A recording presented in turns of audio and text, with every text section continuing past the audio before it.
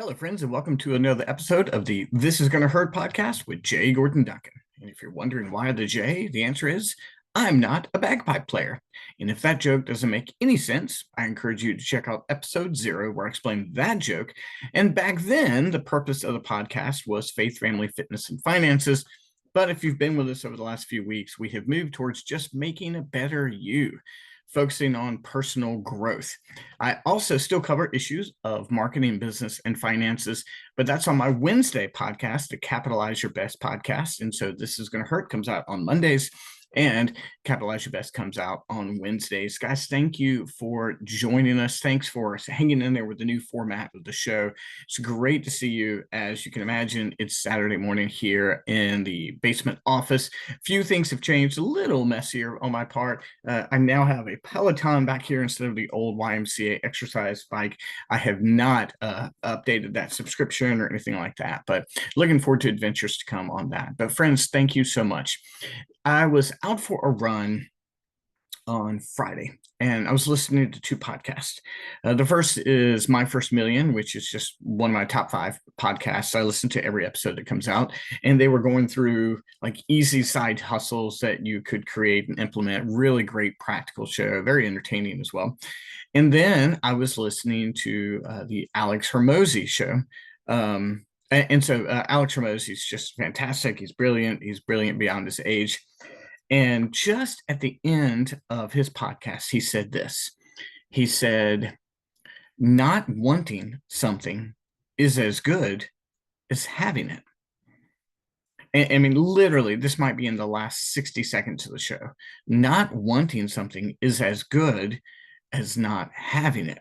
I've never heard that expression before, never heard that sentiment before. And it stuck with me all day yesterday. I must have had 2-3 conversations with people about that topic. Not wanting something is as good as having it. And there's some personal, and I'm going to just dip into one quick business thing here at the end because I just can't help it. But I think that sentiment is incredibly true. The sentiment is really about contentment.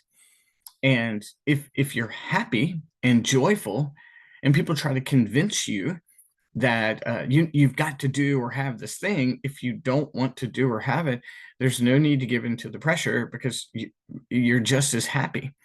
And I know folks are like, you should try this or try that. If I don't like it, I don't want to try it. And I'll try it whenever I want to try it. But let me give you some examples. I grew up with pets. We grew up with dogs and cats. We had goats, we had chickens, essentially lived on a goat and chicken farm through my high school years. And we just had tons of pets and enjoyed them. Specifically, I had a dog named Smut that I just loved, and we had a cat named Devil, and I loved both of them. At the present, we do not have any pets. We haven't had pets. And people all the time, Gordon, don't you want a dog? Now, I think dogs are amazing. They really are. But I don't want a dog. Right now, I don't want a dog. And people are like, oh, but they give you so much love. They give you this, they give you that. They're so amazing. And I'm like, yes, but I don't want a dog. And it's as good as having a dog. Like not wanting something, I'm content. I don't even want it. So it's as good as having it. If I wanted a dog, I would go get a dog, right? Think about it like this. Imagine there are people out there who have a negative opinion of you and you don't care, right? I mean, like their opinion of you doesn't matter. Well, I don't want their approval. It's as good as having their approval because I don't want it. And this one I think is much stronger than the thing about a dog. If we get so consumed with wanting people's approval, it's just a game we chase. And if you don't want it, if truly you're like, I don't want their approval, I don't care about their approval, it's as good as having it.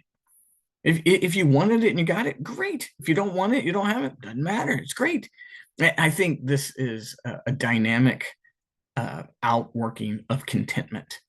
If there's an area in which you're content, don't let someone try to convince you otherwise. Now, listen, I don't want anybody to take this principle and to justify poor health decisions or irresponsibility. That's not what I'm saying. It's that if you're content healthfully, don't let people try to change your mind on that. And so I know the areas in which I'm discontent. I'm keenly aware, but I know the areas where I am content and like I'm okay. I really am. People are like, you should do this, you should do that. I'm like, I don't want to do that. I don't. And so it's just as good as doing it. Now, there are times where, my mind might get changed. I'll give you another example. We were out to eat on Father's Day, and it was Emma's birthday. And they brought out a matcha cheesecake. Now, I love cheesecake. I don't like matcha. And everyone's like, you've got to try this. I was like, I don't want to try it. I don't like matcha. They're like, but you might like this. I was like, but I'm okay. Like, I don't want to try it. I'm good. It's as good as enjoying it. And I was like, finally, if everybody would just stop. I took a bite of it. And what do you think? I'm like, it tastes like matcha. I don't like it. I did it just to silence everyone. I'm okay. Like, if you don't want to try this thing, then don't. Again, this contentment should be over healthy things. Don't use this principle to justify unhealthy or irresponsible actions or convictions. But if you're okay, it's as good as having the thing that everyone's trying to convince you of. Now, I am going to, if you apologize, I'm going to deviate into one business thing here just for a second. In marketing, quit trying to convince people they need your service because they don't need it, or at least they don't recognize they can need it. They're just as happy. In your marketing, speak to their need being met.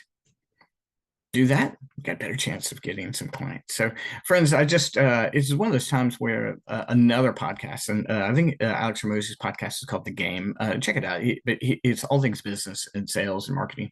But I was just taken aback by the reality that not wanting something is as good as having it, and moving your life in that way. When I spend Sunday, I'm going to spend about 5 hours here happily just doing this big batch of work, watching movies, drinking coffee. I love it.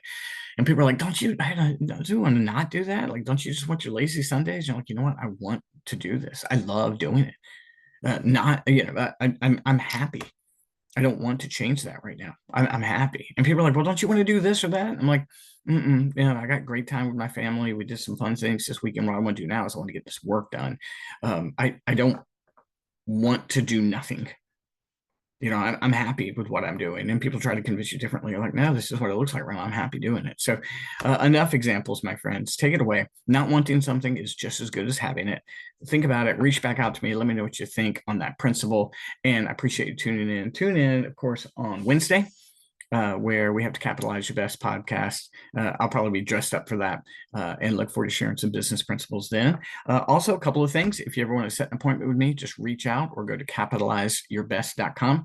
Also, when you're listening to this on Monday, I have the Capitalize Marketing Lab on Tuesday. And so just go check out my Facebook feed and you're going to see a lot of details about that. But looking forward to seeing you guys there. The Marketing Lab is a very practical workshop where we're solving marketing problems and that kind of thing. So I got a lot of fun things going on. And I look forward to talking to you again next week. Thanks for tuning in, friends. Talk to you later.